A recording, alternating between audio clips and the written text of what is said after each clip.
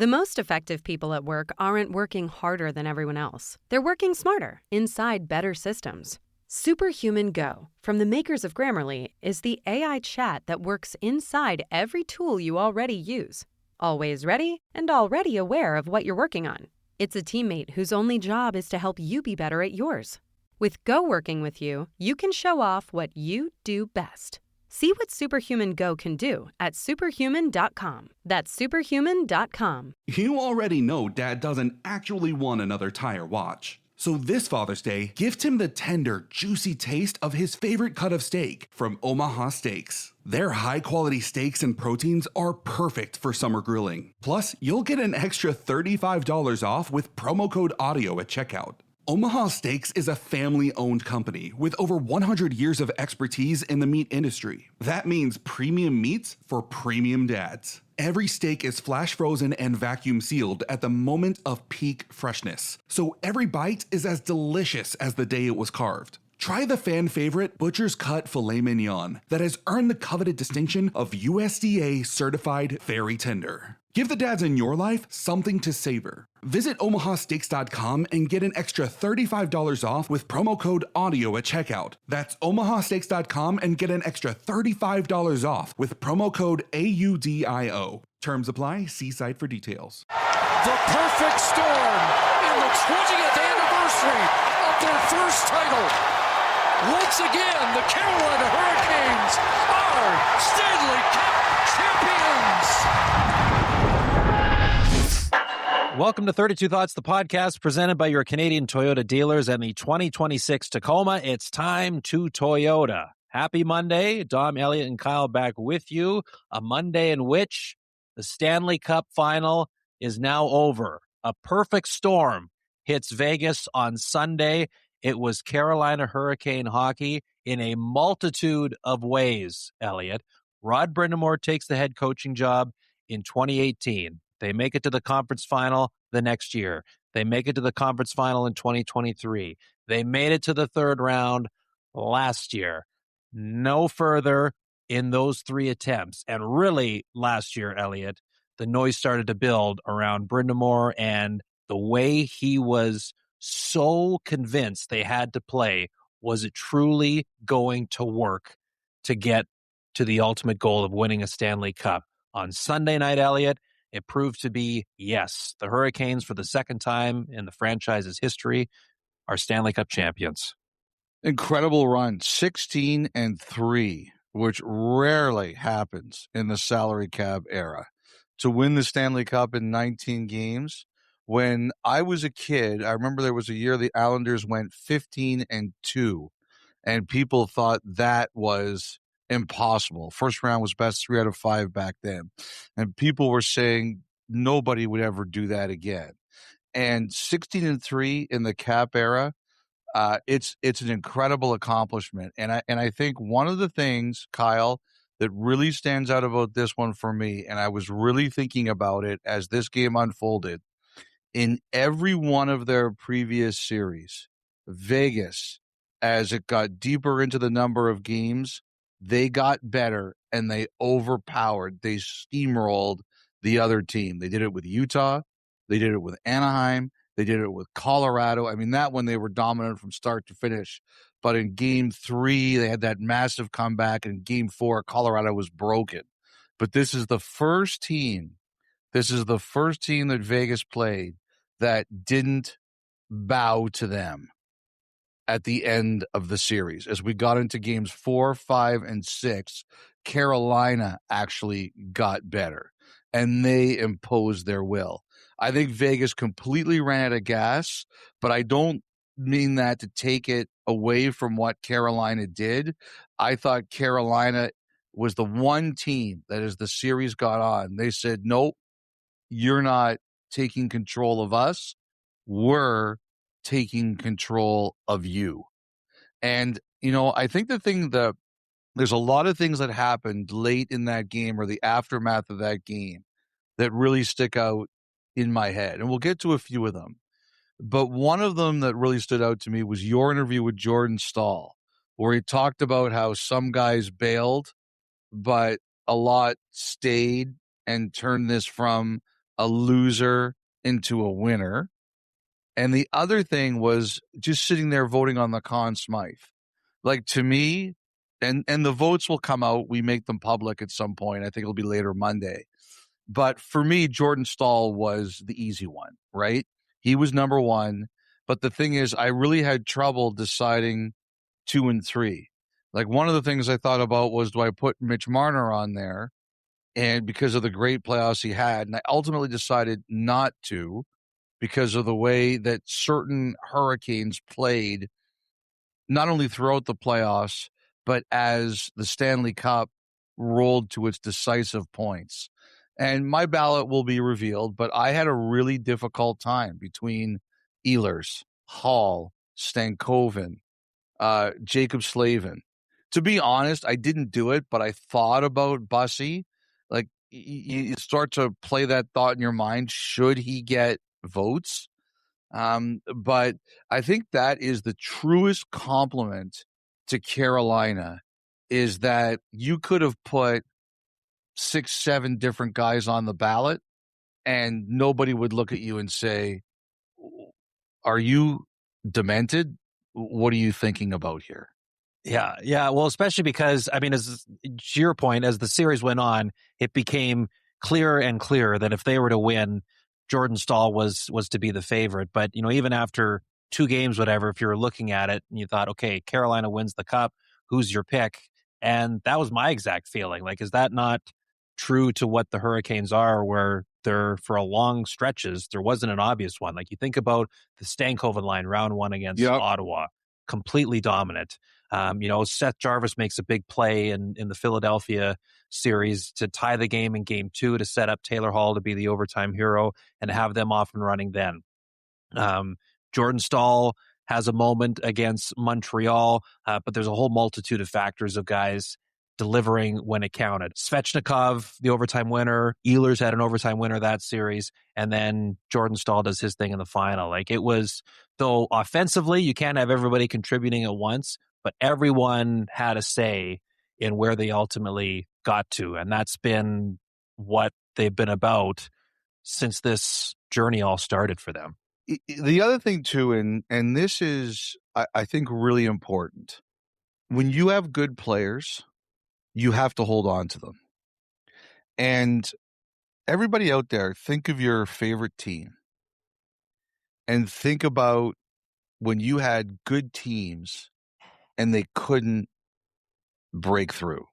And how many times did you sit there and say, we can't win with this group, can't win with this group? And sure, you always have to tinker and you always have to try to make yourself better. But there's been 3 Stanley Cups now. It's amazing. You think Vegas has been in the league 8 years, and they've had 3 Stanley Cups, one on this ice now. Okay? And the first one was by Washington in 2018. And how many times did we say they're never going to win with that group? Never. And they made changes. They brought in Oshie, and Tom Wilson developed, and Braden Holtby developed. But people thought they were never going to win, and they won. And there are other teams that don't break through and don't win. But this is an example of why, when you have a team that's always in the conversation, you better be sure before you break it up. You better be sure before you break it up. Because there'd be lots of people after the way they lost the last couple of years to Florida or whoever, and you'd say this team can't win. And, there's a big debate. Would you rather be 1 year too late or 1 year too early getting rid of, breaking up your team? It's groups like this Hurricanes team that I would say I'd rather be 1 year too late. Absolutely. And Elliotte, I was reminded the other day of last year. They lose to Florida in the 3rd round. And remember the exit interview, Sebastian Aho, almost in a way, challenged Eric Tulsky and the front office and talked about maybe this is the off season where we go out and find a piece then instead of throwing a Hail Mary at the deadline. They made the trade for Keandre Miller. and of course the signing of Nikolai Ehlers. Yep. And both played integral roles in what ultimately happened here. How many years did he live it? Credit them for trying different things, whether it was Gensel, whether it was Rantanen. Eventually they realized they needed more pop offensively if they were going to do this. And they got the formula that worked. They brought in the guys that made it all sing, and now they're champions. It was really something, just thinking back to that just over a year ago and what ultimately was done in improving the roster and how it all came together. And there was Aho and Rod Brind'Amour hugging it out on the bench right as the buzzer went off.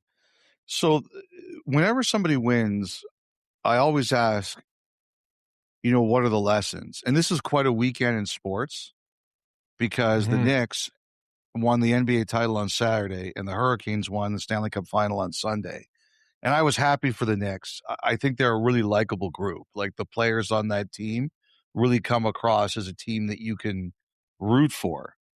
And, one of the things there is, as I'm looking at them, number one, I think is so important. You have to have team chemistry, but you have a player there, the MVP of the final and the playoffs, Jalen Brunson, who basically agreed to take $100 less million to have a great team around him.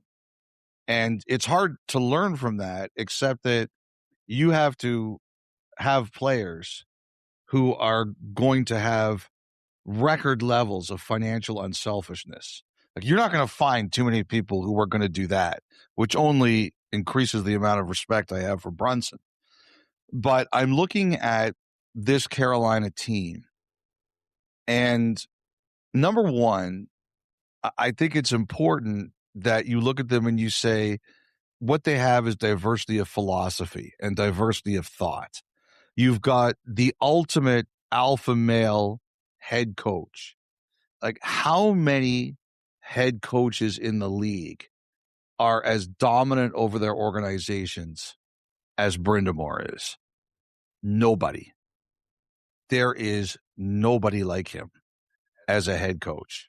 Now, does he make the personnel decisions? No, he doesn't. But he sets the tone. He sets the attitude. He, at times, has been challenged about the way that they're going to play, even by his own players. And he said, no, we're going to play this way. And he was right. And the players fall in line behind him almost to a man. And then you've got the front office, which is almost totally different from any other front office in the NHL. And what do? They take chances. Like, the thing I like most about the Rantanen trade was not that they made the trade, but that they realized it wasn't going to work and they pivoted. And people made fun of them.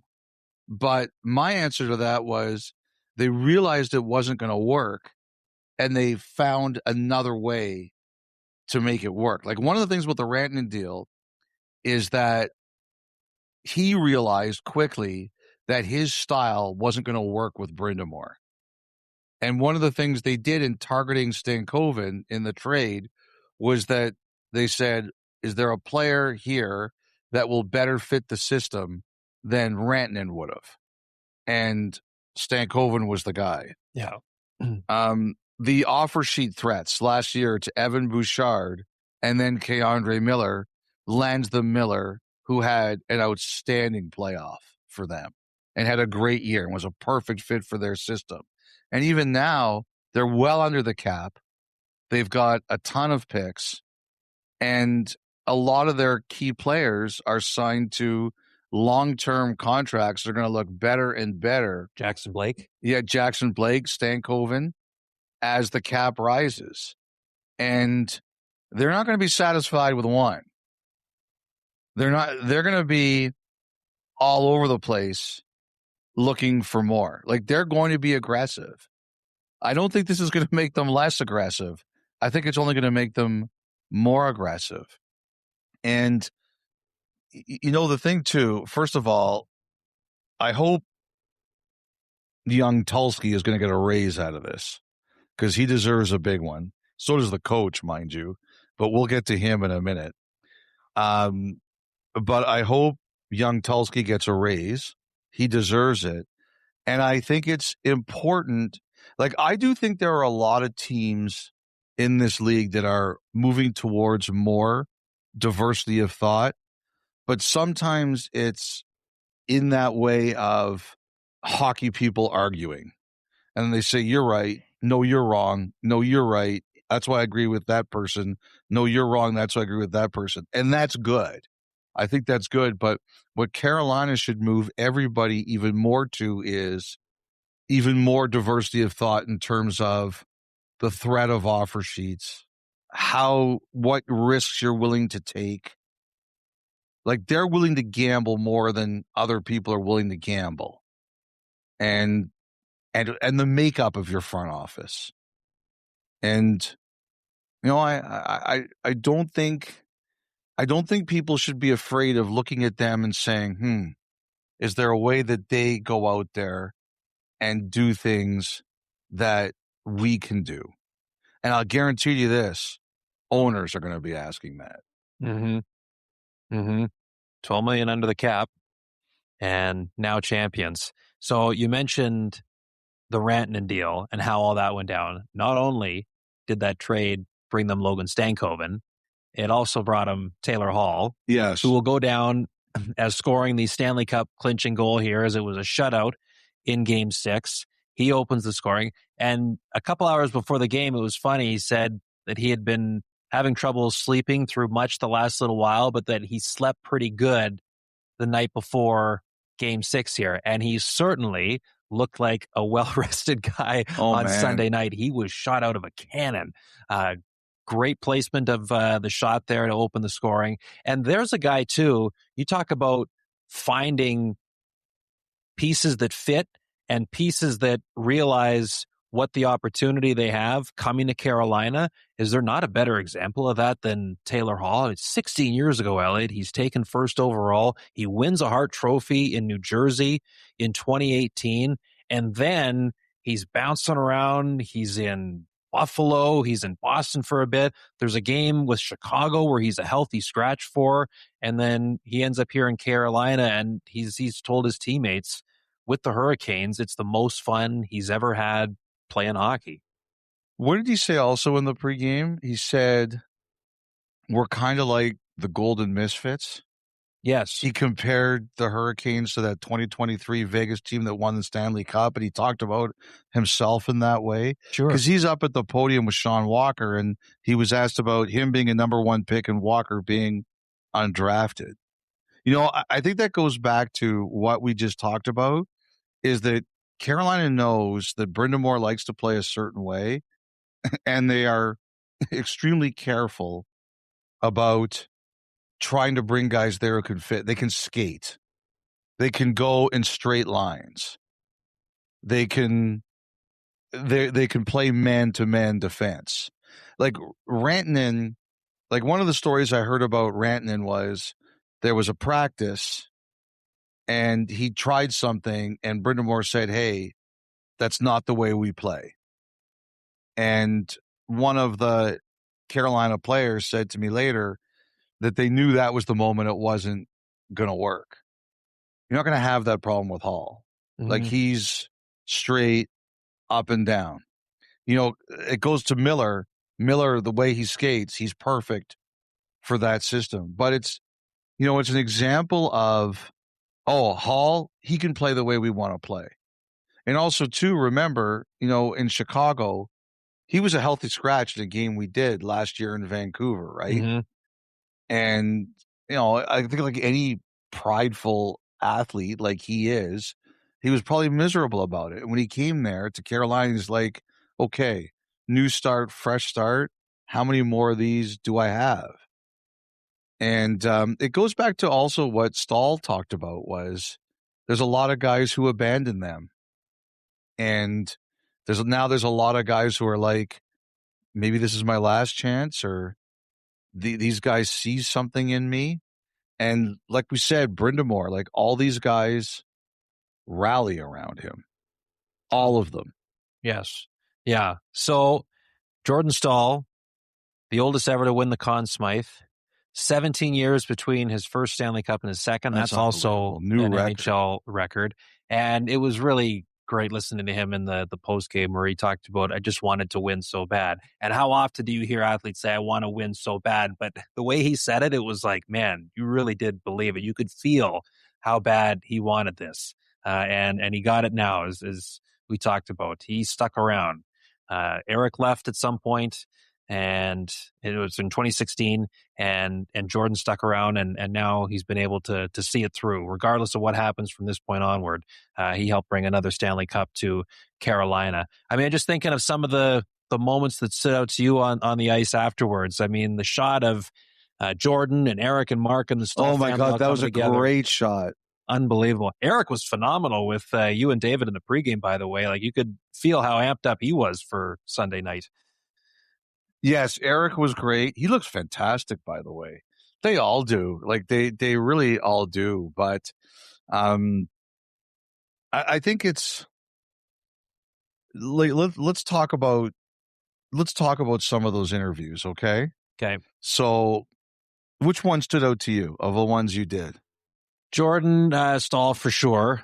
I mean, Rod, like, as I mentioned in the interview, I always look at the way he grabbed the cup out of Bettman's hands in 2006 is one of the greatest ever. And he nearly one-upped it when he got it. The way he manhandled that trophy, I've never seen anyone whip that thing around like he did. That was unbelievable. And you could feel all the emotion come out there. So him talking about that, and you mentioned, we'll get to more about Brind'Amour in a little bit. I thought Frederik Andersen was great with you and Dave, and Nick Ehlers, how emotional he got talking about Winnipeg, stuck with me too. So he, after it was over, he said, "You can't do that to me, man." You know what else he said? What? This was early on, I think before they even brought the cup out, like the fresh off the initial celebration. So he comes out of the huddle and comes by the bench where we're standing, and he grabbed a water bottle, looked over at me and went, "Better hydrate now." That's what BX always says, mix in a water. Yes. That was pretty funny. That's pretty funny, actually. First of all, I mean, with Andersen, so I didn't think it was the right place to ask him, but I heard he had a knee injury, and I guess he confirmed it on the ice.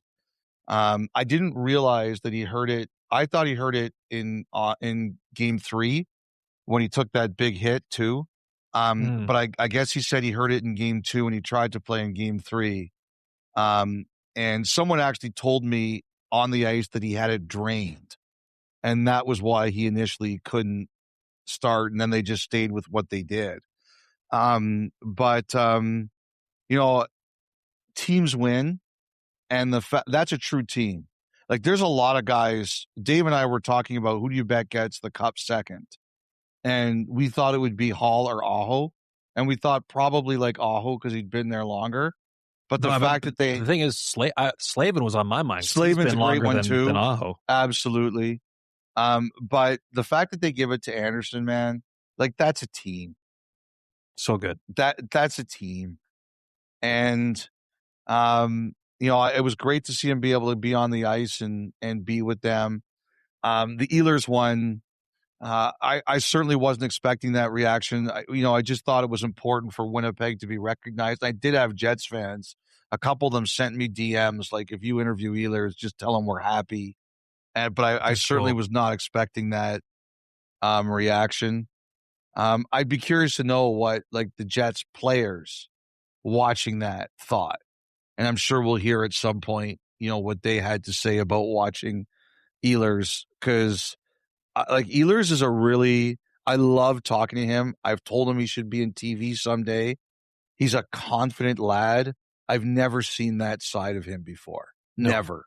No. And I'm sure others may have, but I never have. And I was actually blown away he reacted like that. Seeing those players with their families after it's over is like everybody on the ice. It's one of my highlights of the year to see people celebrate with their families.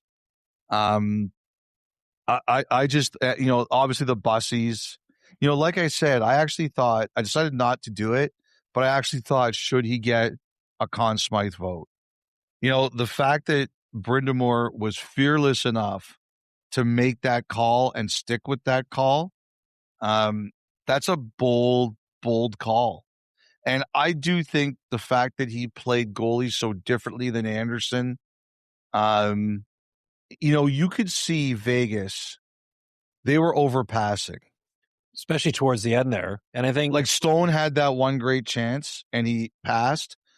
I think that the combination of the way Bussy plays so aggressively and the fact that I think clearly to me, Carolina knew that that's the way he played and they had to take passes away. I think that Vegas, it was a factor. To me, it absolutely was a factor. I know Tortorella talked to them about it, like especially on the power play, like just get, as he put it to us, just get it into the mud and see what happens, especially with how active Bussy is. Yeah. But I mean, really, Carolina felt very much in control, even as Vegas was pushing there late in the third. But, Eichel rips that one off the crossbar towards the end, and you just watched that and thought, it's just not meant to be for Vegas here. Like, Bussy and the Hurricanes are going to do this thing. It was really something to watch. Like I said, it was a almost clinical Carolina night that got this over the finish line for them. So let's talk about Brind'Amour for a second. Okay. What do you think here? So have we talked about this on the pod, what he said in your interview with him before the final? No, okay. Not really. So you asked him about how long he wanted to keep doing this, right? You almost introduced it in a way of like, are they going to have to drag you off the bench for you to walk away? And he went almost the complete opposite direction. And said, I was surprised, by the way. That one also caught me by surprise. He said he's on borrowed time, that he knew he wasn't going to do this forever. And we've talked about this, that we couldn't picture him coaching anywhere other than, like, he's a Hurricane more than he's a head coach in the NHL. And his sole purpose of taking this job was to, I think, change how people felt about the organization and the market, but do this, what they're enjoying all through the night here on Sunday and into Monday and the whole summer, being a champion again. He did it 20 years ago, and he wanted that again for the players and the people in the organization. So because of what he said there, I asked him on the ice, I said, like, there's no way you're going to stop coaching now, right? And you knew even in that moment, whatever he's thinking, in his mind, this is all about the players. He's not going to take any attention away from that. But I don't know. His answer was interesting. It again, at least opened the door to the countdown being on here, Elliotte, which is incredible to think about. Like, we just talked about his situation as head coach in Carolina. There is no other scenario like it in the league. Yes. It's going to be interesting there because it was almost like he looked at you and he sees you as like a younger British Columbia soul, right? You're Little Roddy to him. I don't know about that. You're Little Roddy. Too far. Oh my gosh. And he didn't want to mislead anyone, and he didn't want today to be about him. But it's clear that he's got a decision to make. And only one that's what his own feeling is. Yes. I can't imagine anyone else in the organization is thinking, well, maybe it's time we move on from him here. No chance. Right. No chance. This is purely his call, and we'll see where it goes. I almost think it's a little bit unfair to discuss it right now, but you can tell that we're going to need some clarity at some point in time as to, is there any chance now is the time? But I wanted to shout out Bob Gorman, who's their longtime equipment manager, and So your buddy, the goalie, George Owls, got promoted last year, and he does a fantastic job. Bob Gorman's been there a long time, and he retired last year. He was on the ice. He was talking to Brett Hedican, who was at the game, and so was Ray Whitney, very proud of the Hurricanes. Yeah. But he was talking to Brett Hedican, and I happened to walk by just to wish them congratulations. And he said that he actually, he retired last year, and they announced it, but he said he meant to tell Brindamore, and Brindamore told him, "You're not retiring. You're not allowed." And he said, "Okay." He said 2 minutes after I went in to tell Brindamore, I was back for another season. But he was able to reduce his travel if he wanted, and he was able to call his own hours. And now he said, "This is my last game." So I wanted to shout out Bob and say congratulations for going out on a total high. And also we should mention, even though they're down 2-0, the AHL Wolves are in the Calder Cup final against the Marlies. Marlies up 2-0. Captained by Josiah Slavin.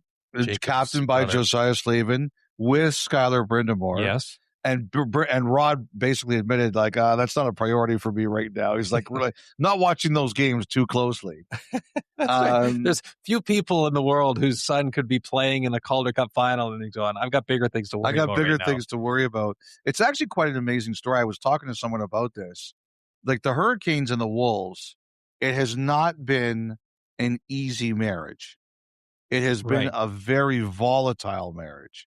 And it's kind of amazing that they're in the final, considering all the battles that those two sides have had between them. But it's another example of their success right now. So, Kyle, another guy that Carolina found, and one of the things I think Carolina is good at, and goes with the whole diversity of thought thing, is that they think a lot about what a guy can do instead of what a guy can't do. And one of the examples I'll think about there is Gostisbehere. And so they bring Gostisbehere back. And, like every player, he has his strengths and his weaknesses. But Carolina looks at him and says, we're going to get him and we're going to let him play to his strengths, which is power play. And on the off day between game 5 and 6, the second off day, the Saturday, I was in the Vegas room and I asked Riley Smith, like, what, and at that time he said he didn't know if he was playing or not. But I said, just watching, what do you see as the difference in this series? And he said, there's only one difference. And I go, yeah, what's that? And he goes, power play. They're scoring and we're not. They got the 2 goals. Mm-hmm. And then I said, okay, thanks. And I asked someone else, like it was Lausanne, and I said, you're a penalty killer. They're scoring. What's the difference? And he said, it's 2 guys. He says, it's Stahl and it's Gostisbehere. He says, everything Stahl is touching right now is going in the net. Everything. He's like basically on an all-time heater. But remember when we talked about the Gostisbehere pass to Jarvis that won game 2 in the overtime? He said that not only are Gostisbehere's head fakes incredible, he says that Stahl is such a pain in the butt in front of the net that Hart can't even see what Gostisbehere is doing. So it's like he can't see Gostisbehere, and he's faking us out. And it's just an example of, okay, are there things Gostisbehere can't do? Yeah. But you know what? There's something he's really good at, and it helped them win a Stanley Cup. Anything else you want to talk about Hurricanes-wise here? I'll just say quickly, Elliotte, I remember first meeting Andrei Svechnikov is his rookie year in Carolina. At that point, his English had come a long way, but still, nowhere near what it is now. The amount of years he's lived in North America. He's a story. He's a guy I've just got a lot of time for. Him and his brother Evgeny, their family didn't come from much growing up in Russia. But it was just neat being able to speak to him after the game. And he talked about, like, just the big embrace he had with his parents, of course, but also his older brother, and just yelling at him like, we did it, we did it. I mean, there's so many examples of that when you get to this moment and players get to share it with their family. But that's always, and Craig mentioned it on the air, it's a big takeaway when we get a chance to talk to them right away after it's all over, Elliotte. It's that it's not even that they're talking about that they've won, it's that like the family has won, like that's where their mind goes right away. And, so I was happy for Svechnikov, and just wanted to shout out just that. What you really like that guy, eh? He's an easy guy to like, Yeah. He's very friendly, very polite, and, great player, and just an engaging personality. They got a lot of likable people. They got a lot of people on that team that turn into animals on the ice. Yes. Really nice, like Jordan Staal, really decent person, animal on the ice. Aho, Slavin, Martinook, Eric Robinson, quiet guy. Yeah. Jalen Chatfield, quiet guy. Great story. Like a lot of guys who really on the ice, they're dogs. I want to talk about Vegas for a second. Yes. So they ran out of gas. It was pretty clear, and no excuses. They got beat. They ran out of gas, and the guy I saw it on the most on was Shea Theodore. Mm-hmm. I think this series turned when it was clear to me that after about game 3, he was on fumes. And I just think the series turned when that occurred. I have to tell you that if Vegas had won, Theodore would have been very high on my Conn Smythe ballot. I thought he had an incredible playoff. I gained even more respect for Brayden McNabb. I think what he did. The other thing too is, Kyle, I don't think he got credit for a shot block on the play that broke his face. How? Because the puck wasn't going on net. Now, I admit I am doing this without checking, okay? So I could be totally wrong about guys. Add it to the list. I know you guys are listening like, what is he talking about? I'm tired. It's late. Somebody told me he didn't get a shot block, and I asked him if that was true. And he said, yes, he heard it was because the puck was going over the net. This has become a big scandal in gambling circles about shots being taken down because they're not going in. So I guess it affects shot blocks too. I told McNabb, I said, I have a ton of respect for what he did. The one thing I'll say about Vegas is they will be sour about this. Some teams, they go this far and they're like, what can we do? We gave it everything we had. We just got beat. That's not the way these guys are wired. They will be sour about it. It will taste like the bitterest black licorice to them. And they'll do what they can to address what they think their weaknesses are and get better. And the thing about this, and I was talking about this with someone in one of the off days during the Cup Final, the biggest weapon that Vegas has going for them is that guys want to play for them. And, if one of these players who's available this off season says, I want to go to Vegas, and they decide they want them, then they'll move heaven and earth to get them. Are you suggesting a possible reunion of sorts? Which reunion are you talking about? Alex Tuck? I actually wasn't talking about Alex Tuck, but for example, if they wanted Alex Tuck and they thought he would help them and was what they needed, they'll jettison what they need off their roster to do it. It's interesting. I was talking to one guy here and we were talking about Vegas, and he loves playing here. And he said that players here understand the way it works. They're like, you come here, the organization is great. It takes great care of you. It's a great place to live. It's a great place to play. You're treated first class, but what they've learned is there's an expiration date. And you understand that, your eyes are open, that if it comes to a day where Vegas says, we've got to move on, they'll move on from you. But the trade-off is, while you're here, you're a contender every year. They do what they can to win, everything they can to win. You're treated first class, and it's a great place to live. So that's the trade-off. Mm-hmm. And the other thing is, they know that good players want to play for them. So, the thing I'm looking at here is, okay, they lost. What's that move going to be for them? Obviously there was a lot about Carter Hart and their decision not to switch from them.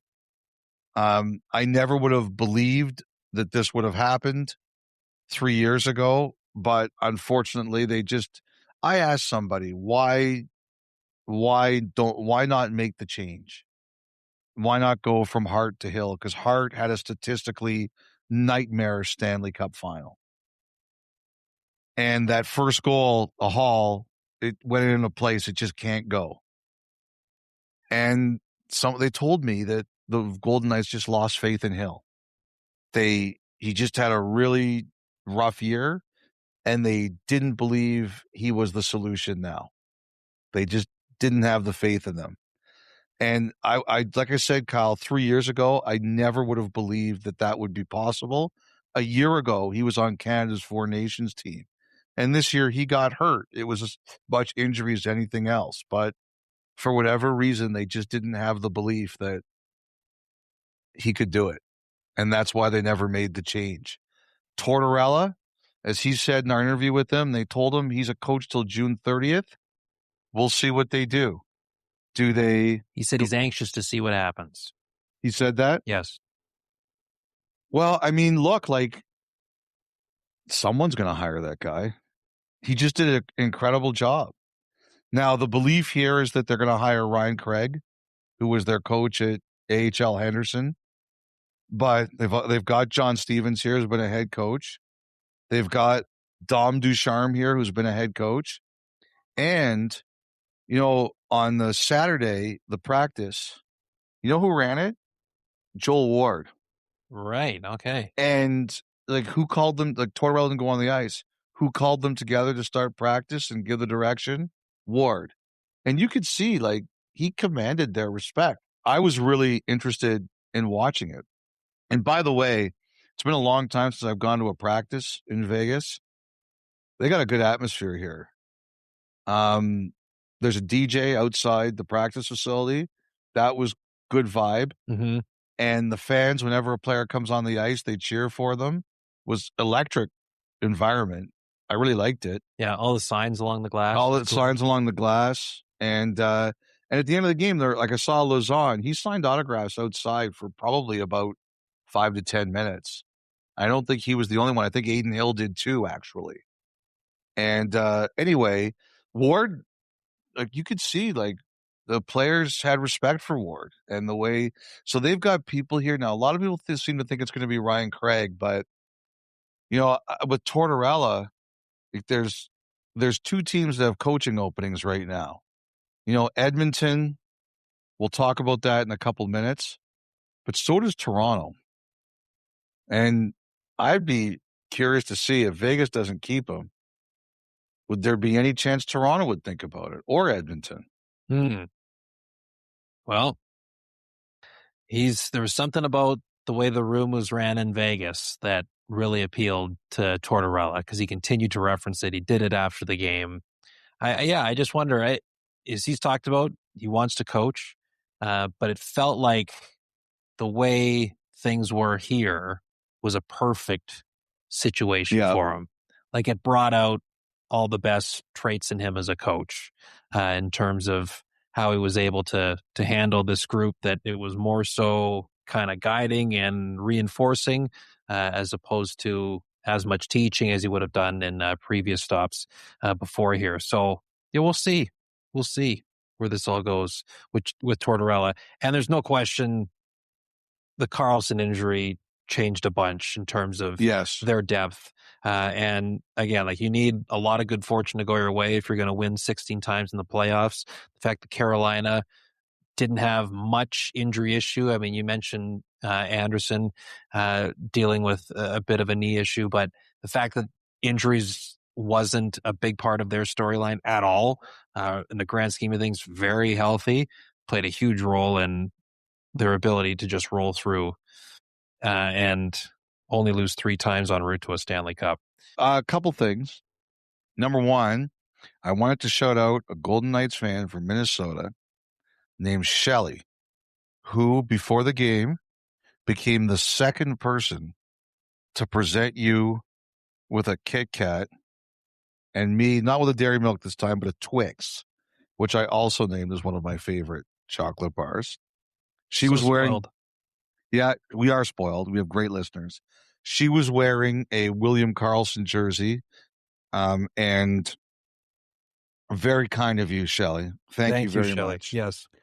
You know, there's some people on social media and one NHL executive who were like, you've got a big hole in your haircut. You people think that I don't know I've been going bald for 15 years. And people are like, maybe you should just go full Messier or full Amber. Or people are like, here's where you can go to get a hair transplant. I have come to grips with all my faults of my human skeleton. And I would love to go right down to the wood, but the boss at home is against it. So if you got a problem with my haircut, take it up with her. Because I would like to shave it all off. I've given up hope. I know I'm going in that direction, but she's like, no. You and Lord Stanley shining late into the Vegas night. And by the way, hon, I'm coming home Monday. Get your boyfriend out of the house. Yes, we cannot go any further without getting that annual line mixed into here. Looking forward to seeing Dan Berkeley. I've had one night at home since we left for the playoffs April 17th. So you didn't even get home. Oh, because the first round was also 7 games, right? Yeah. So they came for a couple days in the second round in Montreal. Yeah. But I had one night at home since the playoffs started, which is all good. It's the gig. It's the life we chose. But yeah, can't wait. Can't wait. I don't know about a boyfriend yet, though. Still early on. Give it a few years, and I'll be right there with you, Kyle. Sam. Get him out. It's best you don't know. Okay. Well, with that, why don't we get to the final thought, which is brought to you by your Canadian Toyota dealers. And for this episode and this episode only, the final thought is, well, we pretty well have no more thoughts. Yeah, this one. So, someone said to me the moment the Stanley Cup Final ended, and I tweeted out that the Carolina had won, along with the other billion people who tweeted out that Carolina won. They wrote, "Enough of this. Let's get on with the trades." So it's like, okay, so nothing right now. We'll grind away this week. It's time to really start grinding. We're going to go back. The next pod will be Friday. We'll get back on our regular schedule. And, I'll get to work this week. No real news today on this one. There'll be some news during the week. I'll be working. What do we know? There's a trade request, Larkin. There's a trade request. Nurse. There's a lot of noise around Hellebuck. And, I'll tell you one thing, Kyle. About an hour after Mark Spector and I reported the Nurse last week, I got a call from an NHL executive who was furious at me. And I said, really? And he said, just let me vent. And I said, okay, vent. And he said, nobody can do business. We want we want to do our business privately. We want to get stuff done, and this is all getting out. And, I think that everybody knows out there there's other situations we're watching. but I think people are determined to try and keep it as quiet as they can. Even though I think we have our suspicions of what's going on out there, they are still fighting to keep this stuff behind closed doors or in a vault as much as they can, because they've seen the challenge of doing it after it gets out, right? So, like I said, I think there's a lot bubbling under the surface. I think the NHL, they didn't like how the Babcock stuff was being dealt with during the Cup final. They didn't like that noise. We'll see where that goes. And I just think this is going to be a real interesting week. Board of Governors next Tuesday, the 23rd. I think it is. Yeah. Yep. Then draft that week, July 1st. It's going to be a lot going on. Okay. Best to just give a couple days to reset. Let me breathe, reset, and regrind. The regrind still to come. That was the final thought, brought to you by your Canadian Toyota dealers. And with that, we will take our first break. When we come back, a brand new edition of the Thought Line. 32 Thoughts, the podcast, continues after this.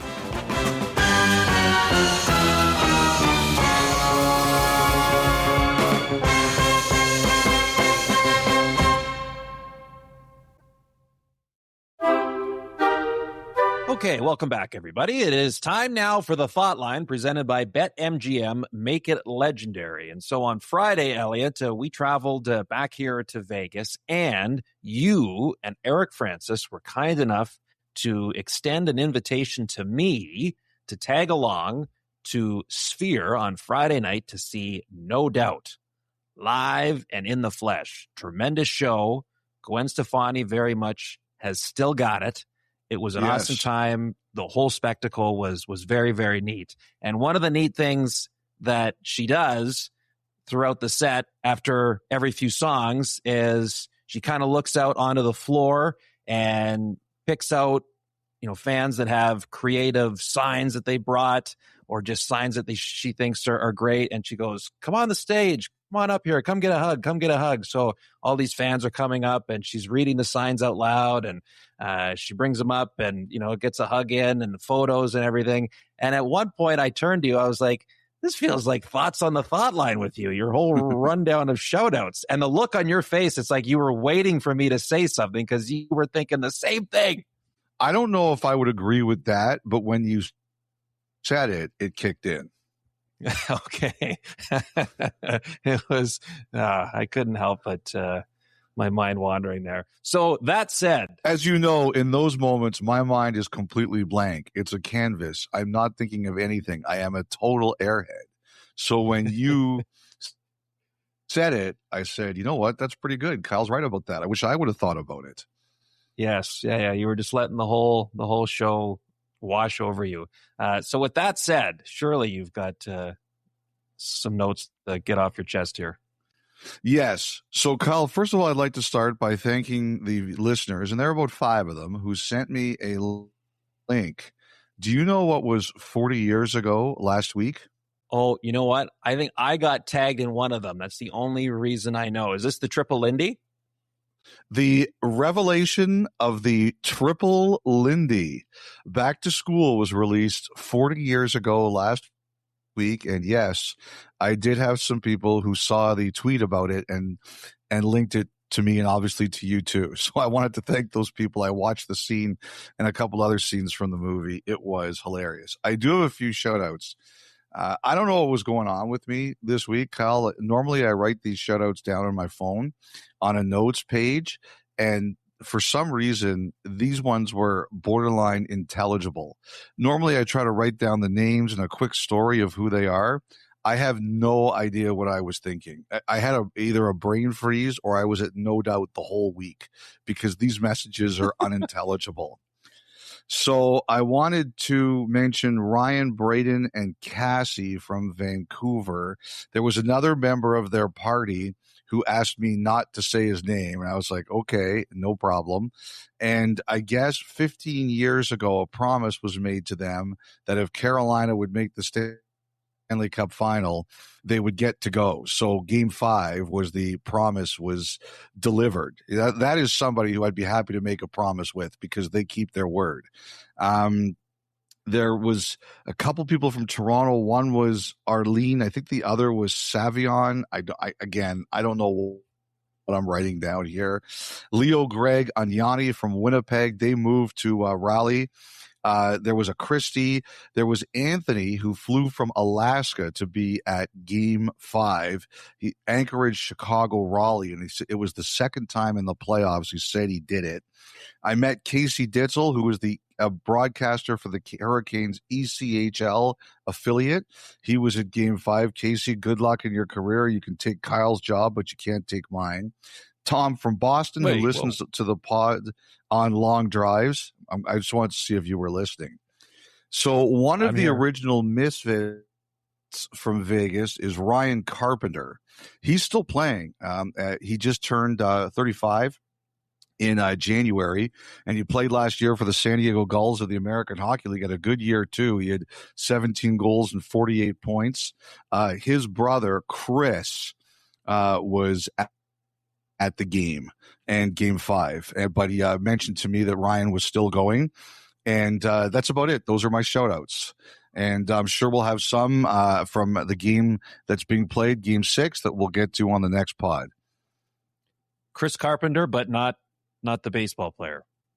Not the baseball. I know Chris Carpenter to his face because I covered him. So I would have recognized him. No, it's it's Ryan Carpenter's brother, Chris. Okay. All right. Good. Just had to show that I was still listening. Yes. Good listening. All right. So we're going to start this edition's batch with Morgan from Calgary. Hi, Kyle, Elliotte, and Dom.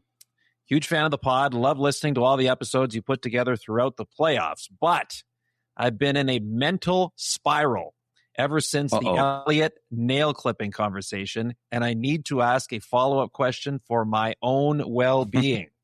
Okay. Elliotte, when you're clipping your nails in the car, do your nail clippers have a catcher on them so the clippings don't go everywhere? Or are your clippings ending up all loosey-goosey on the floor and seat? Do you clean them up at some point? I just can't wrap my head around this. Thanks in advance for the clarification and for all the great work. I can't imagine Morgan was the only one thinking this. And I don't know so Morgan, it doesn't know the answer. Yeah, I'll tell you the answer. It's not that bad. I don't have a catcher on it, but I clean them up right away. I always, first of all, I don't do it while I'm driving. I only do it while I'm stopped. And if one gets to a place where I can't reach it, I just get it when I arrive at my destination. I feel you're creating more work. There is a trash can at work with a lot of my nail clippings in it. Oh my gosh. You did not need to include that part. Oh gosh. That is up there with some of the I am not a barbarian. Well, I think that only half proves that. I don't know if it gives you the full clearance you're looking for. Okay, next from Cooper. Hey, Kyle and Elliotte. My question is, when a player with a signing bonus is paid that money and then they are traded, does the signing bonus count towards the cap for the upcoming season? For example, Darnell Nurse has a $6 million signing bonus July 1st. The Oilers pay him that, then trade him.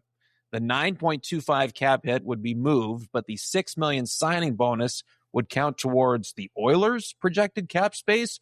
Would this affect the accrued cap at the trade deadline and potentially prevent Edmonton from making deals? How does this all work? Thanks, guys. Keep it going. Well, first of all, I do want to correct one thing. It's the similar kind of mistake I made about Erik Karlsson.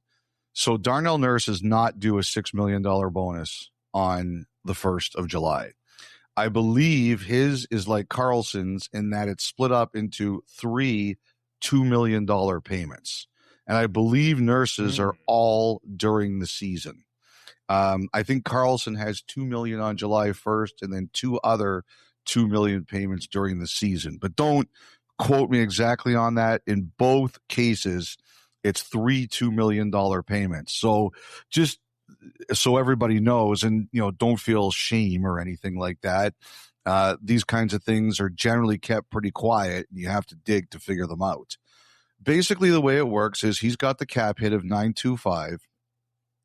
It doesn't matter when the bonuses are paid.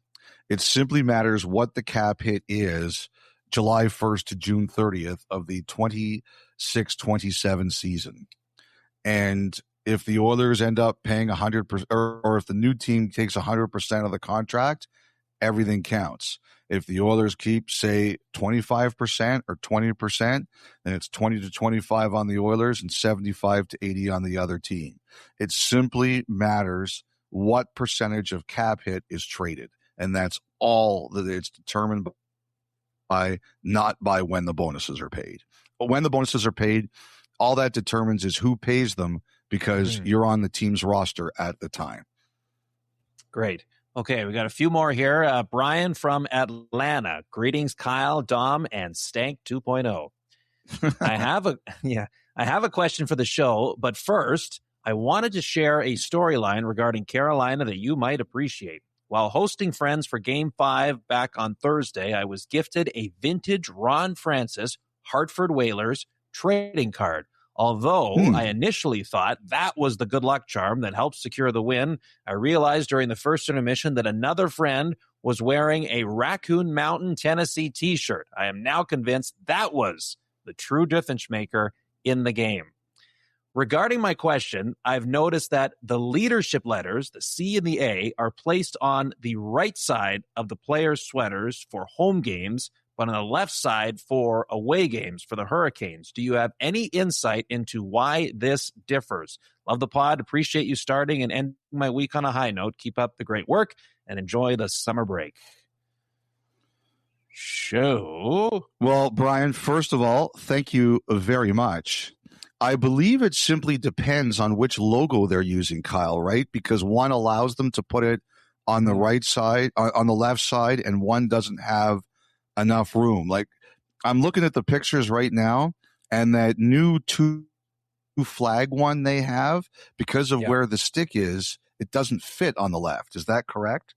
Yeah, that's my understanding. It simply comes down to fit. I think that's why Detroit for a lot of years now have had the letters on the opposite side than what traditionally is, because of how the winged wheel kind of ramps up the front of the sweater on that corner.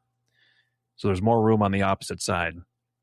For a long time, Kyle, and this will predate you, I always thought that I always tied that in with the old Soviet Union, because the old Soviet teams, first of all, they had a K for captain in their language as opposed to the C, and also they were always on the left side of the jersey when you faced at it. And it was so weird as a North American knowing the C's were always on the right side when you were facing at them. It was just another reason that they were different.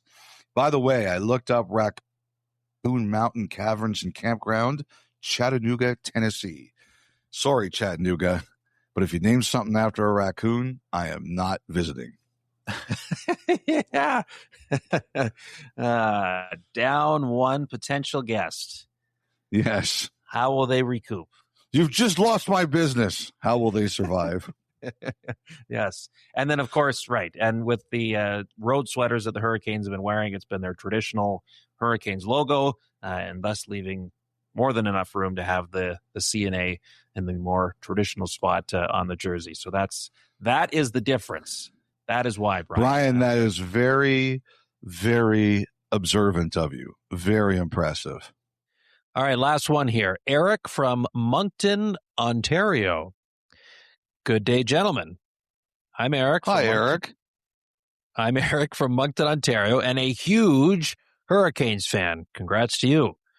With all these great stats and now history with Rod the Bod winning as captain and head coach of the same team, there is one I think is being overlooked. Jordan Staal winning a cup with the Hurricanes, and unless we forget, Eric won in 2006 alongside Rod. So my question for you, or the big brain at Sportsnet Stats is, how many times has the cup been won by siblings of the same team but not together? Or is this a first? Ooh. Thanks for making my drives between Perth County and Muskoka a treat. What a great drive that is. And go Canes go. So. Has it happened before? Yes. How recently? This is a long time ago. Okay. One should come to you quite easily. I hate when you say things like that to me. It's like the, now you're double clutching. No, I am double clutching. Brothers won the cup. Now, and this one, I shouldn't say it's a caveat, because they won together, but they also won separate. Oh, the Richards. Thank you. Yes. Yeah, okay. So that's one. Yeah. And there's one other that set of actually took brothers. me too long to get. That's not good. There's one other set of brothers that have done it. Again, long time ago. And is it before the Richards or after? Before. Yeah, before. But close. Close. Before, it's not the close. Bentleys, is it? No. It's not the Cleghorns, is it? No. What team? Sprague? Toronto. It's not the Metz brothers, is it? Mm-mm. Who am I missing here? Did the Mahavliches never do it with Montreal? It's not listed here. Oh, they probably won together. That's why. What years would this be? 1932, 1945. I'm going to kick myself when I don't hear this. When I don't figure this out. Who is it? Busher and Art Jackson. You know what? I actually didn't. I would never have gotten it. I completely forgot. I've completely forgot about Art Jackson. Busher Jackson, yes, because he was a member of the famous Kid Line. Art, I wasn't getting it. Yeah, I wasn't getting it. Totally fair, but kind of neat. That was a great Stalls question. Join the Jacksons and the Richards in that category. So yes, overlooked no more, Eric. Appreciate you sending that one in. Okay, that was the Thought Line presented by BetMGM. Make it legendary. You can submit your own 32 Thoughts at sportsnet.ca to send an email, or you can leave a voicemail at 1-833-311-3232. Back to wrap our final playoff edition of 32 Thoughts, the podcast, on the other side.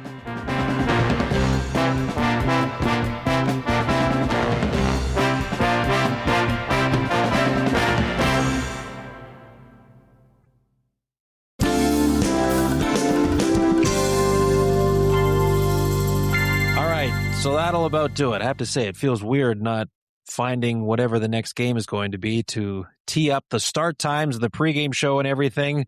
It's going to be a while before we get to do that again, but we're not going anywhere just yet. The offseason is now officially underway. However, as you heard Elliotte say earlier in the pod, we will be back to regularly scheduled programming Friday morning as he digs into more news around the league. Friday morning, of course, will be 1 week until the 2026 NHL draft in Buffalo. We will all be on hand for that as well. So plenty to look forward to still between now and the beginning of free agency and the offseason into the month of July. It's been a heck of a run throughout these last 2 months of the playoffs, but it was all so worth it of following along round to round.